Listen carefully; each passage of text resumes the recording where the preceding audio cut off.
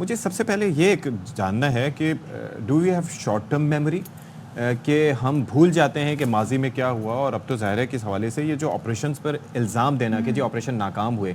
एक वक्त आपको याद है स्वात में जब बाकायदा रेडियो चला करते थे और उसके अंदर बाकायदा पैगामात नशर होते थे, और वहाँ पर किस तरीके से वो मौलाना फजलुल्लाह और उसके बाद वो सूफ़ी मोहम्मद और एक सिलसिला था, उसके बाद फिर अमन व अमान कायम हुआ। फिर दूसरा ये वज़ीरिस्तान साइड पे भी यही सूरत हाल रही।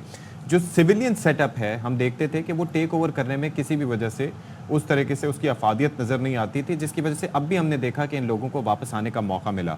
लेकिन ऑपरेशन को मौरूद इल्ज़ाम ठहराना कि जी नाकाम रहा, ये मुनासिब बात है आपकी नज़र में? कोई सदाकत है इसमें? जी मेरे ख्याल में आपकी बात ठीक है, शॉर्ट टर्म मेमोरी लॉस भी है, कुछ पॉलिटिकल ट्विस्टिंग है। थोड़ी सी बात लंबी हो जाएगी, लेकिन अफगानिस्तान पिछले 40 साल में 2 सुपर पावर ने ऑक्यूपाई की, हकीकत है। रशिया ने 8 साल, अमेरिका ने 20 साल, और उन्हीं की गवर्नमेंट्स थी। 6 दफा एक वायलेंट रजीम चेंज हुआ अफगानिस्तान में। अब खुद बताएं कि आपका एक नेबर है और घर के साथ लड़ाई होती रहती है 40 साल, कभी पत्थर आपके घर आते हैं, कभी लोग आके आपका दरवाजा तोड़, तो आप मैनेज करते हैं, इसलिए ऑपरेशन का कहना ही नाकाम। आई थिंक पाकिस्तान ने थ्रू आउट जो है हिस्ट्री 40 साल एडजस्ट किया इंटरनेशनल कम्युनिटी के साथ। अफगानिस्तान में अफगान को अकोमोडेट किया। 50 लाख अफगान यहाँ पे, मौलाना कह रहे हैं 50,000 और आगे, मैं कह 50 लाख तो ऑलरेडी बैठा हुआ है। तो ये आई थिंक ज्यादा रिटोरिक है, अनफॉर्चुनेट है कि अभी इस पे भी ट्विस्टिंग हो रही है। आई थिंक ये बेसिकली रिपीट ऑफ जो हमारे नेशनल इलेक्शन प्लान है, या आप कह लें 2021 में 5 अगस्त को एक पॉलिसी आई थी, नेशनल इंटरनल सिक्योरिटी पॉलिसी, उसी का कॉन्टिन्यूम है। उसके 14 पॉइंट उठा लें, देख लें, एग्जैक्टली वही है। ऑपरेशन के नाम से लोग डरते हैं। मैं इसकी मिसालें दूंगा कि भारत में कोई 32 ऑपरेशन हुए पिछले 5 साल में जो मिलिट्री ऑपरेशन नहीं थे। गंगा शक्ति है। जी ब्रिगेडियर साहब, अच्छा ब्रिगेडियर साहब हमारे साथ ही हैं, हम उनको कनेक्ट करने की कोशिश करते हैं। तो ये वो कंसर्न है। अच्छा, इस पर वज़ीर दिफा ख्वाजा आसिफ ने एक तजवीज़ ये भी दे दी है, वो ये कहते हैं कि भाई अगर जमातों को इस पर कंसर्न है तो हम ऑल पार्टीज़ कॉन्फ्रेंस बुला लेते हैं। तो वक़ार हसन साहब हमारे साथ एक बार फिर आप कंटिन्यू कीजिएगा, फिर आपसे मज़ीद भी सवाल करती हूँ वक़ार साहब। जी हाँ, वो मैं कह रहा था कि इसमें जब भी कोई रेफरेंस पॉइंट होता है, लड़ाई कभी किसान कार्ड, इट्स अ रेफरेंस पॉइंट। ये नहीं है कि कोई ऑपरेशन लॉन्च हो गया, you stick to that plan, जो भी होता है उसके हिसाब से पूरी स्टेट फिर मूव करती है। तो अगर इसका ऑपरेशन भी कहा जाए तो इसमें कोई बात नहीं है, या हटा दिया इसको स्ट्रेटजी कह रही है, हिकमत अमली कह रही है। बेसिकली शो द रिजॉल्व्स के हेड के अंदर फिर आई थिंक जो 14 पॉइंट है 2021 की नेशनल इंटरनल सिक्योरिटी पॉलिसी के, जो पीटीआई गवर्नमेंट के टाइम पे आप प्रोमलगेट हुई, उससे पहले नेशनल इलेक्शन प्लान 2014 का एग्जैक्टली सेम थिंग है।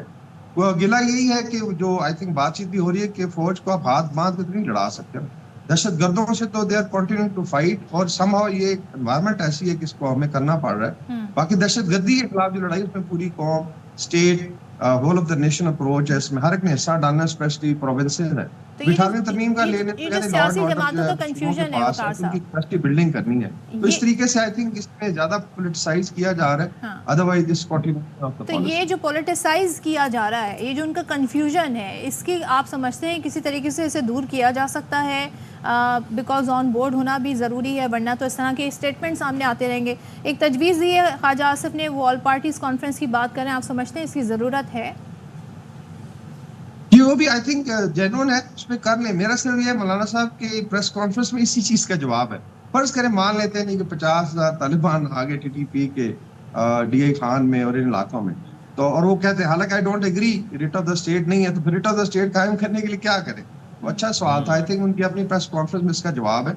मेन थिंग इज के आर्मी, इंटेलिजेंस है, लॉ एनफोर्समेंट है, पुलिस से बड़ा अच्छा काम, दिल की फाइटिंग, बाकी अपनी जिम्मेदारी उठाएं, ओनरशिप लें, इसके अंदर बेशुमार डिप्लोमेटिकली हमने मूव करना है एज अ प्रॉन्ग। और ये अभी स्ट्रेटजी कामयाब भी हो रही। माइंड जो अभी टीटीपी के काफी दहशतगर्द अफगानिस्तान के अंदर मारे गए, जिनको शायद गवर्नमेंट ऑफ अफगानिस्तान ने ठिकाने लगाए। देयर लॉट ऑफ प्रेशर, बाकी पॉइंट स्कोरिंग है।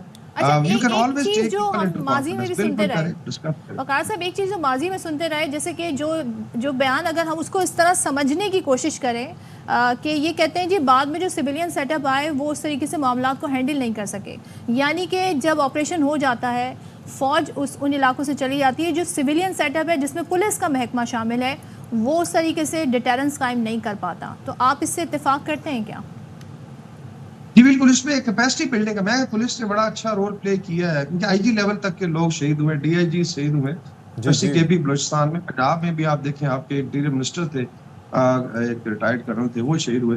तो ऐसा नहीं है, बाकी कैपेसिटी बिल्डिंग आई थिंक खुशी की बात, अगर फ्रंट लाइन पे पुलिस ने लड़ना है या फ्रंटियर कोर ने मैक्सिमम लड़ना है, इंटेलिजेंस है, तो उनकी आजकल हाई टेक्नोलॉजी इतनी आ गई कि किया जा सकता है। Police also requires good weapon system, transport है, आर्मर्ड कार्स है, और दूसरा एक इंटेलिजेंस का मजबूत निजाम नेक्टा के अंदर काम करे, जिसमें सारे 4 सूबों में जो नेटवर्क है उनको ठीक। तोड़ा जाए। स्मगलिंग है, इसमें माफियाज का भी जिक्र चल रहा है, बेसिकली ये एक वेस्टेड माफिया है, बिल्कुल। बिलियंस ऑफ डॉलर का ऑयल स्मगल होता है, डॉलर्स, उसको भी तकलीफ इसको है भी, हाँ। कि चलिए। वो अनसर्टेनिटी और टेररिज्म में तो उनको बहुत फायदा है, सही और है। then ठीक। they are, you know, ठीक है। severe for them। Thank you बहुत सो शुक्रिया मच। जी। चलें जी, शाद रहिए, आबाद रहिए।